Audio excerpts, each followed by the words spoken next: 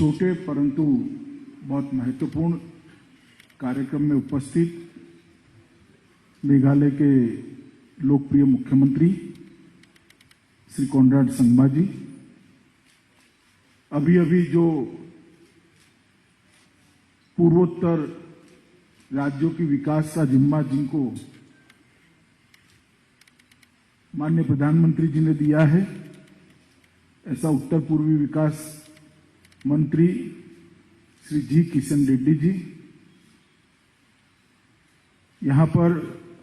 6.5 साल तक प्रधानमंत्री जी के विजन को जमीन पर उतारने में जिनका अहम रोल रहा है, ऐसे श्री जितेंद्र सिंह जी, डोनर के MOS श्री BL वर्मा जी, श्री P तिंगसोंग जी, श्री S धर, परिवहन मंत्री मेघालय, उपस्थित भारत सरकार और मेघालय सरकार के सभी अधिकारीगण और आज यहां पर उपस्थित भाइयों बहनों और प्रेस के सभी मित्र, आज मैं मेघालय और संपूर्ण पूर्वोत्तर की जनता को एक बधाई देना चाहता हूं और विशेषकर मुख्यमंत्री कोनराड संगमा जी को बधाई देना चाहता हूं कि यह इंटरस्टेट बस टर्मिनस आज जो शुरू हो रहा है वो नॉर्थ ईस्ट की रोड कनेक्टिविटी के लिए एक बहुत बड़ा सेंटर बनने वाला है, नॉर्थ ईस्ट की इकोनॉमी का सेंटर बनने वाला है। बृहद आसाम की शिलोंग राजधानी रही और हमेशा से एक महत्वपूर्ण जगह रही और जब भारत अपने स्वतंत्रता के 75 साल मना रहा होगा तब मेघालय भी अपनी स्थापना के 50 वर्ष मना रहा होगा। उसी वर्ष में ये शुरुआत होने जा रही है। 1970 में एक स्वायत्त प्रदेश के रूप में शुरुआत हुई और 72 में पूर्ण राज्य का स्टेटस मेघालय को बना। स्वाभाविक रूप से शिलोंग उसकी राजधानी बनी और शिलोंग राजधानी होने के बाद शिलोंग का सभी उत्तर पूर्व के बाकी 7 राज्यों से जुड़ना बहुत स्वाभाविक था और इसी से पूरे नॉर्थ ईस्ट के विकास को गति दी जा सकती है, मेघालय के विकास को गति दी जा सकती है। आज जो काम यहां पर हो रहा है वो सालों पहले होना चाहिए। खैर, मगर भारत सरकार के लगभग 50 करोड़ रुपया लगाने के बाद यहां आज इंटरस्टेट बस टर्मिनस मेघालय सरकार और भारत सरकार के सहयोग से बन रहा है। इसका आज मुझे बहुत बड़ा आनंद है और मैं मानता हूं कि NEC ने जिस प्रकार से आगे काम किया है ये बहुत से है जहां कनेक्टिविटी की जरूरियत बहुत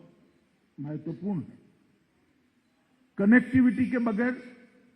ना देश के इस छोर की सुरक्षा सुनिश्चित की जा सकती है, कनेक्टिविटी के बगैर इस देश का एक क्षेत्र का पुराना वैभव वापिस लाना भी असंभव है और कनेक्टिविटी के बगैर यहां पर विकास को गति देना भी असंभव है। विकास तभी हो सकता है कि इस दुर्गम भौगोलिक क्षेत्र के अंदर सभी प्रकार की कनेक्टिविटी से इसे युक्त करें और इसीलिए 2014 में भारतीय जनता पार्टी की सरकार बनने के बाद देश के प्रधानमंत्री जी ने नॉर्थ ईस्ट की कनेक्टिविटी को सबसे ज्यादा महत्व दिया। हमारा प्रयास है कि 2024 के पहले नॉर्थ ईस्ट का हर राज्य का कैपिटल रेल और हवाई अड्डों से जुड़ जाए। पूरा देश रेलवे और हवाई अड्डों से नॉर्थ ईस्ट को कनेक्ट करने का हमारा महत्वाकांक्षी प्रोजेक्ट है। परंतु इसके साथ साथ रोड कनेक्टिविटी को भी बल देना पड़ेगा और रोड कनेक्टिविटी सिर्फ रोड अच्छे करने से नहीं होती, ट्रांसपोर्ट की सुविधा बनाने से बढ़ाने से ही हो सकती है। मेघालय स्टेट ट्रांसपोर्ट कॉर्पोरेशन लगभग 60 बसों का फ्लीट है इनके पास और कई सारी प्राइवेट बसेस यहाँ चलती है, मगर एक ऐसा सेंटर चाहिए था जो इकोनॉमी का भी सेंटर बने और गतिविधियों का भी सेंटर बने। एक अत्याधुनिक रेलवे बस स्टेशन को देखकर हमें मालूम पड़ता है यहाँ पर इकोनॉमिक गतिविधियों का भी एक केंद्र बनेगा और हमारे ट्रांसपोर्टेशन का भी एक केंद्र बनेगा। सभी के सभी राज्यों से जुड़ा होगा तो होगा ही, परंतु यहां से आर्थिक गतिविधियों को भी बल मिलना मैं मानता हूं कि बहुत शुरुआत है। हवाई अड्डे जब बनाए जा रहे थे उस वक्त मैं पार्टी के संगठन का काम करता था। मोदी जी ने घोषणा करी थी कि 2022 के पहले उत्तर पूर्व के सभी राज्यों के मुख्यालय को हम हवाई अड्डे से भी जोड़ेंगे, रेलवे से भी जोड़ेंगे। हंसते थे सब लोगों में